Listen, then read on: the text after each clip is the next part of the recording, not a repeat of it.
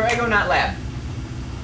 Description for this lab: teams will construct rockets designed to carry an egg-o-naut. Your egg-o-naut is a raw, grade A, large chicken egg. And the object is to keep it aloft the greatest amount of time and return it to Earth without breaking the egg. As we go through the instructions today, I want you to realize that there are certain things with this lab that we're looking to do prior to actually doing the competition portion where we're launching the egg. All right? So I want you to be aware of that as we're going through these expectations. Construction. The construction process. Each rocket must be made out of a standard single 2-liter or we're just going to go with a 2-liter bottle. We aren't going to go any smaller bottles. So a 2-liter bottle. Number 2, no metal may be used. Number 3, no glue may be used. So that includes hot glue guns. The reason that we don't use hot glue is because if we put hot glue on the bottle itself, it melts and then it weakens the wall of the bottle.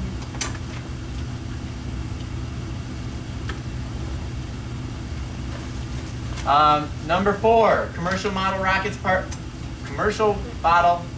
parts may not be used. All rockets must be launched using a standard test-based launcher, as demonstrated in class. Right here's our launcher. To ensure rockets will fit on the launcher, fins and other parts added to the bottle must be 2 centimeters above the level of the flange on the bottle's neck. So you look at your bottle. The neck of the bottle is the top part right here. You'll notice that there's a little bit of a lip right there.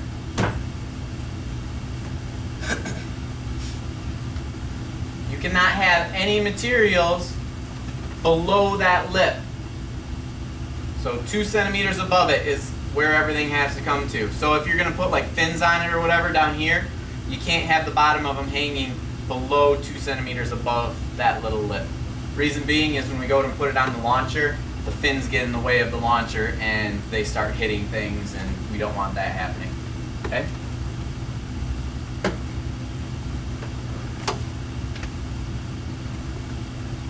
Number 6, all energy imparted into the rocket must originate from water-air pressure combinations. No other sources of energy can be used. So for example, you can't use those general rockets that may be used as a kid, the cylinder type ones that are kind of small. You can't use the rocket propulsion that go in the bottom of those. Can't use other gases. You need to focus in on using just water and air pressure. And this setup will kind of help you with that. I'll take questions in 1 minute. Let me finish this first construction part and then I'll take questions.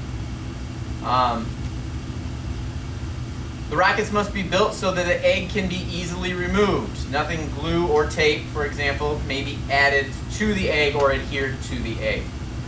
So your egg has to easily be removed from your bottle. And then finally, the part of the rocket containing the egg-o-naut should be brightly colored if it ends up detaching from your rocket.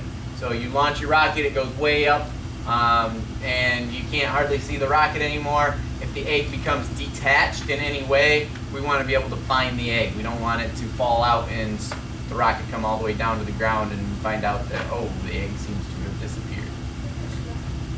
Yes, sir, what's your question? So we're launching the egg. What are we launching into the air? I'll get there. Yes, sir. We're building a little rocket that's going to be propelled by air pressure, with a little egg on it, and it has to come back down, and the egg has to fall back off, and it has to land on the ground. The egg does not have to fall back off. The egg can stay attached. If it does fall off, you want it brightly colored so that we can find it. Because if your rocket's going this way and your egg goes that way, and we don't see the egg go that way, we might go and look at the rocket and find out, well, where the heck did the egg go? It needs to be brightly colored so we saw it land over it. So we need to go up in the air as high as it can, and then drop back down without the egg. That is correct. We will get to the competition portion here in just a minute. Yes, sir. Hard-boiled egg or regular egg? Regular, raw, uncooked egg. But how is it not going to, like... How is it not going to crack? Yeah, blow up. You need to construct a rocket that takes that into consideration. So the rocket pop out? Yes, your rocket will be a pop out of will. let me finish with the description and everything, you guys, and then maybe it'll answer some of these questions. So hold on to your questions for a minute. When I get done, then let's talk about it. The lab and lab report. Number one, each group will be responsible for creating and launching a rocket. The rocket will be unchanged for the first portion of this lab. You will test the relationship between the amount of water added to the rocket and the PSIs in relationship to the height that the rocket launches. So part one of this lab is your lab report. That is the report that looks like this right here. Part one is your lab report. You are creating a rocket. It can be a basic rocket, it can be a complex rocket. Part one is creating that rocket, launching it, and answering the questions for your lab itself. Okay? In fact, take this lab and open it up to the second page. I've inserted some data tables in there. The data tables are going to help you identify the height that your rocket went, and they are also going to help you to identify the height that your rocket went based on the amount of water that you added to your rocket and the pounds per square inch that you add to your rocket. All right?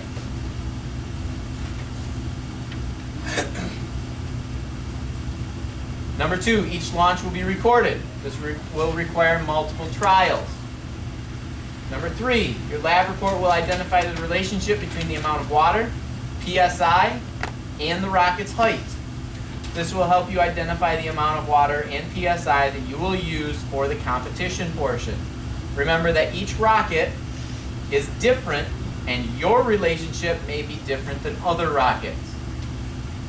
So please be aware that for you to say, well, my rocket is going to go 100 meters high because the group over there, they did 300 milliliters of water at 75 PSIs and they got 100 meters.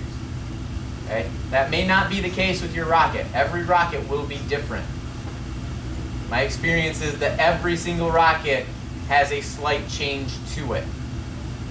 Okay? Number three. I just read number three. Number four. Complete the lab report and turn it in. Your lab report is your ticket into the competition. Your lab report must be complete and accurate to enter the competition. Otherwise, it will be returned to you for revisions. At this point, you will be given entry information into the competition. Your rocket may be altered in any way that you see appropriate within competition guidelines at that point. So your first rocket for the lab report, you create a rocket, you launch it, you test it based on what's in those data tables. And I'll come back to those in just a minute and explain how we're going to add the amount of water we're going to add to and add the PSIs and then measure the altitude of your rocket. Once you have completed the lab report and you've turned it in and I've said you have successfully completed this, you then will be given a competition ticket. That competition ticket allows you to enter the competition.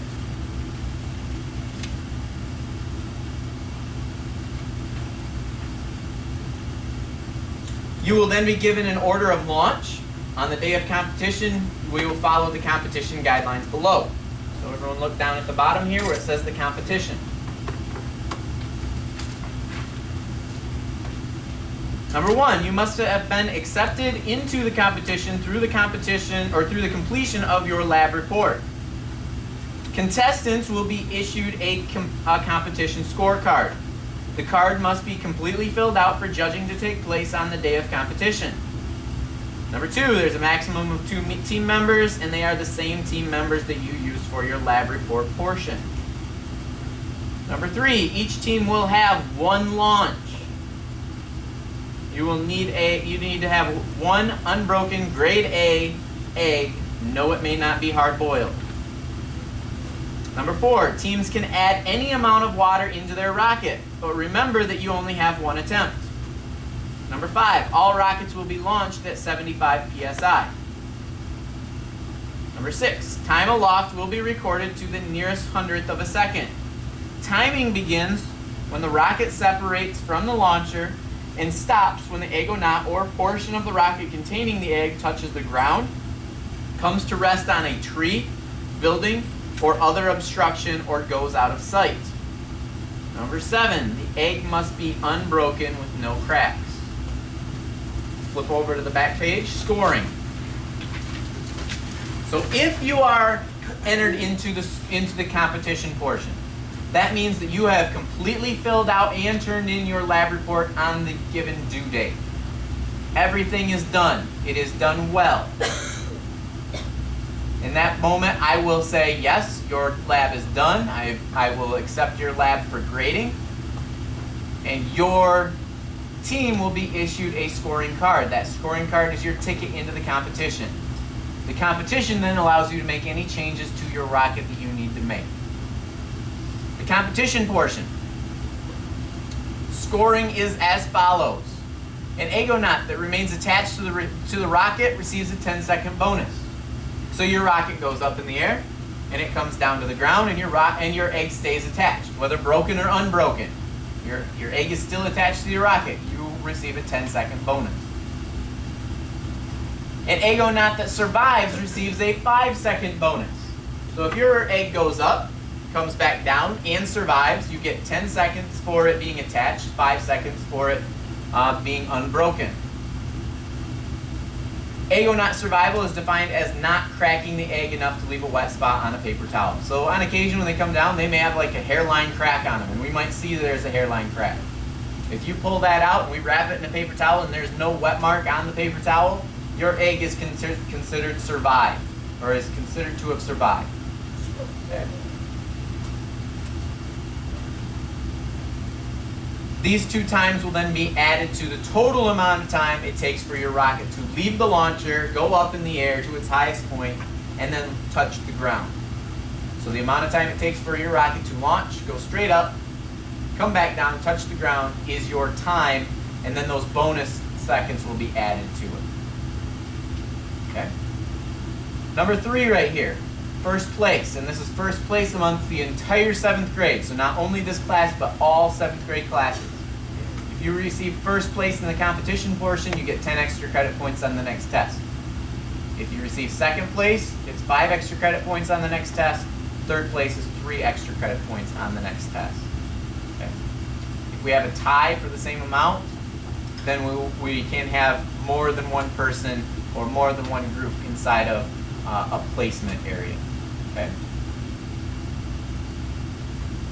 What are your questions? We'll start with Mr. Clayton, and we'll work with you ladies. Is a team considered like a table or a whole group? Repeat that one more time. Like our groups for the lab. Will it be a table, like our table, or our group? It will be your table. It will be the individual that you are sitting with. Okay. So finders on my group? Finder is on your group. We'll figure that one out, okay? Yeah, same here. Yep, we'll figure it out. All right. Yes, ma'am. Ms. Fornke, did you have a question? Same question that he had? Okay. Okay, so what if, like, you turn in this, but Ooh, that is an excellent question. What if you turn in your lab but your partner doesn't? Each individual is responsible for their own lab report. The only thing you're working with your partner on is the construction of your rocket itself. Okay? You're not going to be marked down if your partner does not turn in their lab report. But you have to turn in one lab report in order to get entered into the competition. So if both people from your group don't really do anything on the lab report, then you aren't going to have a lab report to turn in to get entered into the competition. And you'll end up probably turning it in too late to get entered into the competition. And if, like, say the egg cracks, will you get marked down for that? If the egg cracks, will you get marked down for that? No, because that's just the competition portion. Okay. The competition portion is we're competing for some extra credit points on the test. So, like, the most important thing is the trials and stuff? Yes. The most important thing that you're getting graded on is that lab report for all of your trials, collecting your data, analyzing, and concluding. Mr. Dillon has a question. Go ahead, Dylan. On like on the rockets, the usual ones that you launch up. But hold on. Ladies and gentlemen, we're directing our attention to Mr. Denman because he has a very important question. Go ahead. I like the model rockets. Can you put like a parachute on it? On these ones, like make one. You may do whatever you want after you finish the lab report portion. You may make any changes to it, anything that you feel is appropriate. Just me. Okay, so like you know that paper phone, are we allowed to put the egg in that? And then You can do anything to your rocket within the guidelines that are on here. No metal, no rocket parts, all that kind of stuff. are we allowed to use egg? As long as it's not adhered to the egg itself, you may use tape. Okay. We can't add glue to the bottles. Again, that weakens the bottles. So within the guidelines expectations, you are free to do whatever you want after you have finalized the Naut Lab report, or the lab report itself. Okay? Clayton? So, just to be clear, the egg parachute, there's no tape on it. As long as you're not gluing or taping to the egg itself. Yes, sir.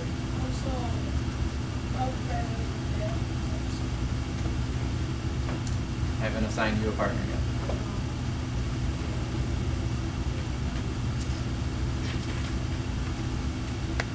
I would like for you guys to turn to the lab report. I'd like you to open up where it says data and results. There's 2 tables in there that I've created for you.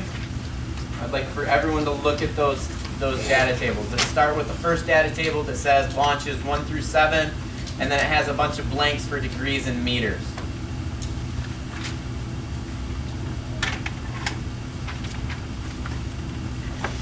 You are going to be launching a rocket. Your rocket will be constructed out of 2-liter bottles. Okay. Each rocket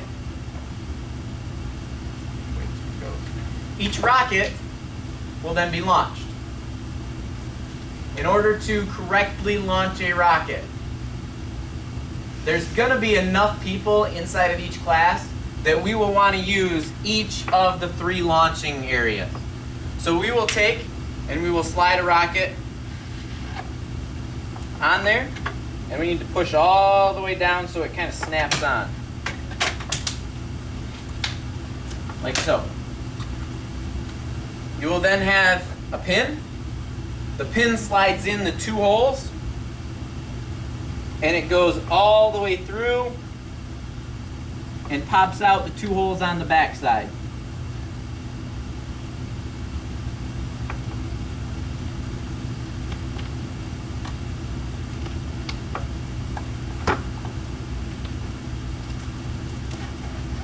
Sometimes you have to pull the pins up, or the rocket up a little bit to get them to go in right. Okay? You will then add a second rocket to it, and each of the rockets need to be on one of the launch pads. Okay? Because if I take my rocket and I put my rocket on here, and I start adding pressure to this rocket, and this one's open, all the pressure escapes through here. All right? So each one needs to be on. There needs to be 3 rockets on. If we only have 2 groups, where you're the last couple of groups that are going, then you'll put it on the first 2, shut the valve to the 3rd one, so air isn't escaping. Okay? Once you have all of your rockets on, I've got a compressor. I also have just a hand pump. The hand pump you'll just use, you'll increase pressure. You'll notice on the hand pump and on the automatic compressor that I have, there's a little gauge. The gauge will go up to the amount of PSI that you've added to your rocket. Prior to launching, each one of the valves will be closed. Closed is when the red valve, the top of it, is going the opposite direction of the line itself. So closed is the way that they're setting right now. So we close the valve. From there, I've taken the pressure and I've only put it inside this section, I've only put it in this section, I've only put it in this section. If I don't close the valve and I pull my string and the rocket launches off, it's going to steal the pressure from each of these other 2. Okay? So we've got to close the valve to keep each one self-contained. Okay? You will then sit down on the ground as low as you possibly can, and you will pull the pin out straight. Don't be up in the air standing up. First thing, that's not very safe. You will always have eye protection on when launching. Everyone will have eye protection on when launching. I did have a student at one point that got hit by a bottle. Luckily, he had his eye protection on. It came down and hit him right here. He ended up having to have some pretty major eye surgery over the course of about a 3-month period. It was just a weird accident that occurred. He had his eye protection on. He was protecting himself. He was following all precautions, and it was just one of those accidents that can happen. You will have eye protection on at all times. If you are outdoors where these rockets are being launched, eye protection will be on. No ifs, ands, or buts about it. So the pin, the pressure will be increased, your pin's in, you will go straight across from your rocket, and you will pull straight out. When you pull it out, the rocket will go up in the air. You will then have 3 people at 3 different locations. So if my rocket launcher is right here,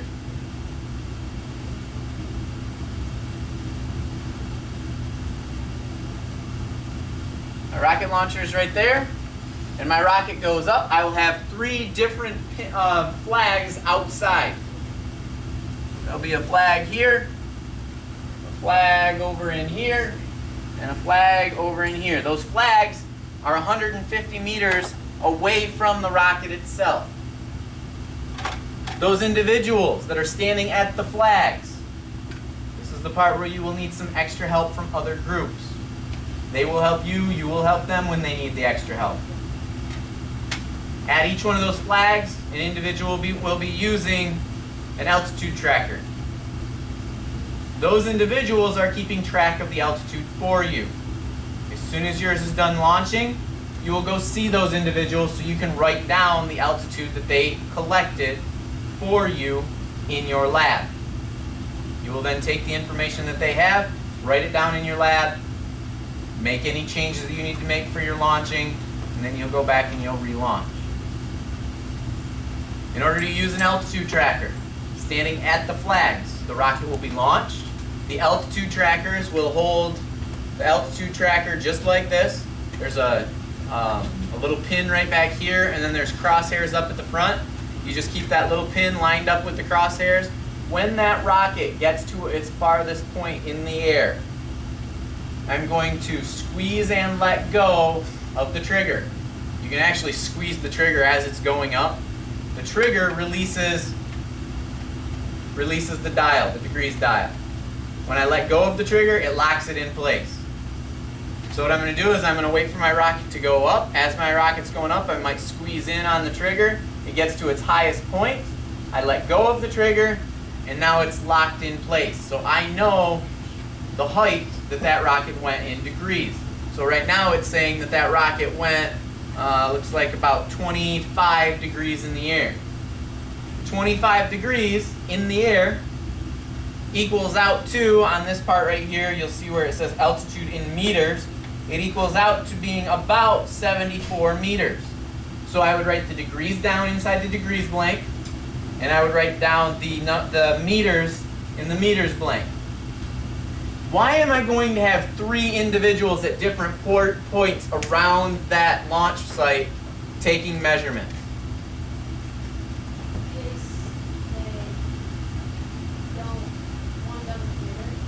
Okay, that's part of it. In case one person, maybe they pull the trigger at the wrong time, it's not quite to its highest point, and they come to you and they say, I did it, I got a measurement, but I don't think my measurement's completely accurate. That's part of it. Yes, ma'am? So what? So you don't have to retest, that would be part of it as well. Yes, sir? Just in case it goes too far one way. So what happens if that rocket comes towards me? I'm aiming at it and it's coming towards me. And it's coming, and it flies right over top of me. And I'm like, okay, there's its highest point. Is that an accurate measurement? No. Why not? Because it's straight up just going. Yes, ma'am. because it didn't really go in a straight line. I mean, it might have gone in a straight line. It might have gone in a straight line from the rocket right over top of my head, or from the launch pad right over my head, but it is still not an accurate representation of how high that rocket ever actually went. So in that case, if I'm like, oh, it went 90 degrees because it went right over top of me, that doesn't mean the rocket went up through, what is it, 359 meters. It didn't go that high. The other two individuals at the two other locations may have gotten a better estimate of where, or the height that rocket went, okay? And in that case, if it goes right over your head, you're probably going to discredit that piece of data, because that piece of data you know is incorrect, and you might make a note of it. This data is incorrect because the rocket went right over their head. So I will take the average between the other two so that then I know that it's more correct. Okay. Yes, sir? What if it flies so high and it gets to the point where you can't see it anymore? I've only ever had that happen once. What if the rocket goes so high that you can't see it anymore? I've only ever had one individual had a rocket that went up that high, and even then, you can still kind of make it out just enough where you can still get a decent altitude on it. Was it? Sure. Nobody you know.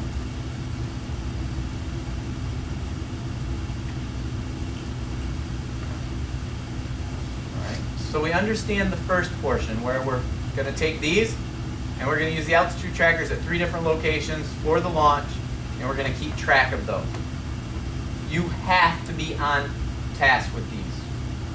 You will get wrapped up in the fact that it is fun. That happens every year. Many of you will start slacking when it comes to writing down the data that you are supposed to be collecting. Do not let yourself get in that bad of a habit. You must be responsible enough to have individuals posted at 3 locations, ready to track the height that yours goes. You must collect that data immediately. If you do not, you will not have a lab report to turn into me on the due date for entering the competition. And while other groups are moving on to make modifications to their rocket in order to enter the competition, you'll be finishing up your lab report itself.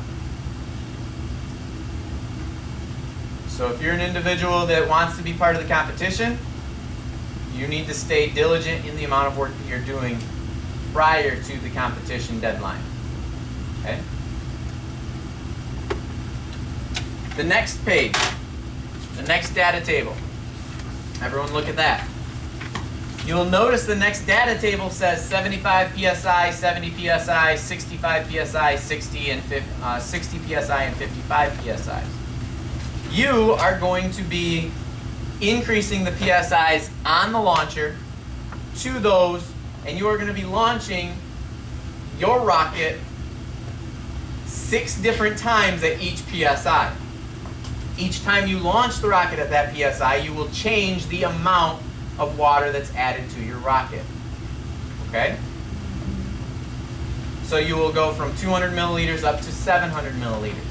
After you have done this portion, if you start noticing a trend in the data, if you start noticing that there's some trend that you see with regard to your rocket, I don't care if prior to you actually performing the competition, you go out and test other things outside of this data table with your rocket. I don't care if you do that.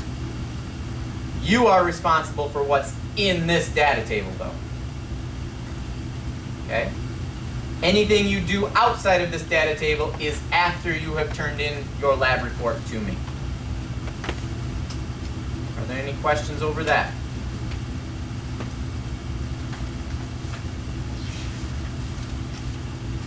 The next page has a graph.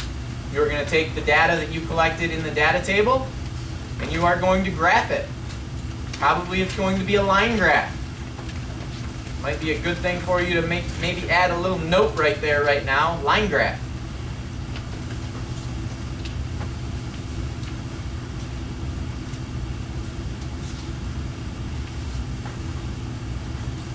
A line graph will help you to see a relationship between the amount of PSIs that you add to your rocket and the amount of water that you add to your rocket. Okay?